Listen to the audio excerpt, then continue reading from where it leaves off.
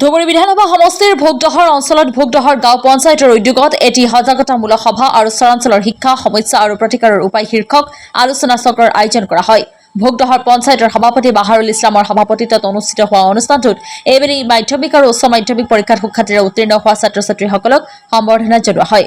আজিৰ অনুষ্ঠানত মুখ্য আলোচক হিচাপে উপস্থিত থাকে ধুবুৰী সমষ্টিৰ বিধায়িকা বেবী বেগম, ধুবুৰী জিলা প্ৰাথমিক শিক্ষা বিষয়ৰ প্ৰতিনিধি, অঞ্চলখনৰ অৱসৰপ্ৰাপ্ত কেইবাজনো শিক্ষক আলোচক হিচাপে উপস্থিত থাকে শিক্ষাৰ সৈতে জড়িত থকা সমস্যাৰ ওপৰত নিজৰ বক্তব্য ৰাখে। ইপিনে উক্ত গাঁও পঞ্চায়তৰ বিভিন্ন স্কুলত কৰ্মৰত শিক্ষক আৰু পৰিচালনা সমিতিৰ লগতে ছাত্ৰ ছাত্ৰীসকলৰ অভিভাৱকে নিজৰ সমস্যাসমূহ দাঙি ধৰে। ইপিনে বহুগৰাকী আমন্ত্ৰিত অতিথি আৰু পঞ্চায়ত প্ৰতিনিধিসকলৰ উপস্থিতিত 5 দফীয়া দাবীত জিলা প্ৰাথমিক বিষয়া, জিলা আয়ুক্ত আৰু ধুবুৰী সমষ্টিৰ বিধায়িকা বেবী বেগমলৈ এখন স্মাৰক পত্ৰ দাখিল কৰে পঞ্চায়তখনৰ সভাপতি বাহাৰুল ইছলামে। ভোগদহৰ গাঁও পঞ্চায়তৰ অন্তৰ্গত শিক্ষাৰ ওপৰত সজাগতা।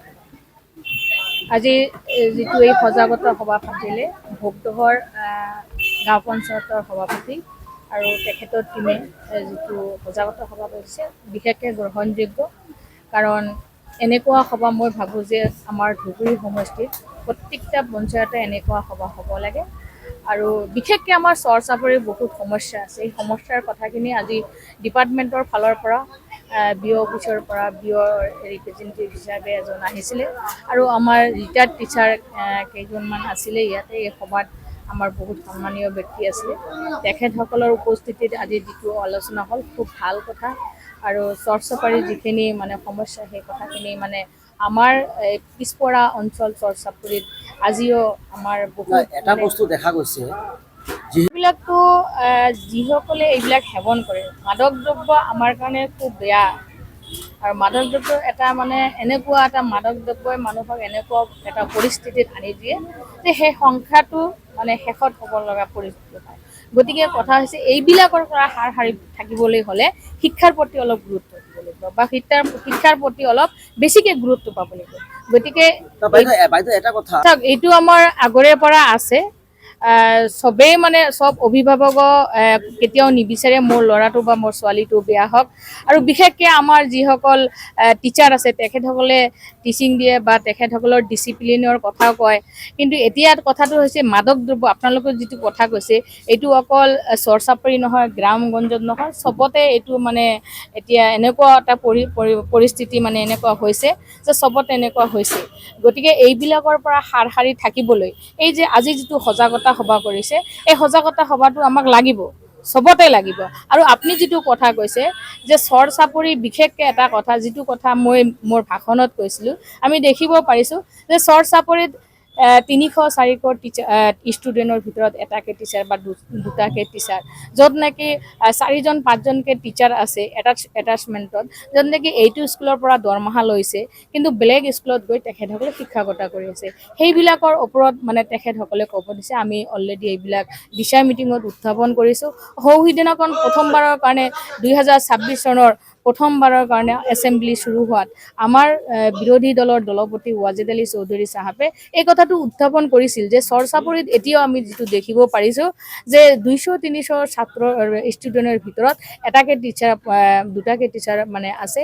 সেই হেতুকে আমাৰ চৰ চাপৰিত বেছিকৈ টিচাৰ দিব লাগে আৰু শিক্ষাৰ ওপৰত বেছিকৈ গুৰুত্ব দিব লাগে। এই কথাটো গাঁওখনত কি আজিৰ যিটো মিটিঙৰ উদ্দেশ্যটো আছিল আমাৰ এনেকুৱা যে আমাৰ চৰ অঞ্চলৰ যিটো শিক্ষা ব্যৱস্থা একেবাৰে জহিক হৈ যোৱা অৱস্থা। এই ক্ষেত্ৰত অকল আমি টিচাৰবিলাকক দোষাৰোপ কৰিব নাযাওঁ, এই ক্ষেত্ৰত আমাৰ বিভাগীয় গাফিলতিও আছে।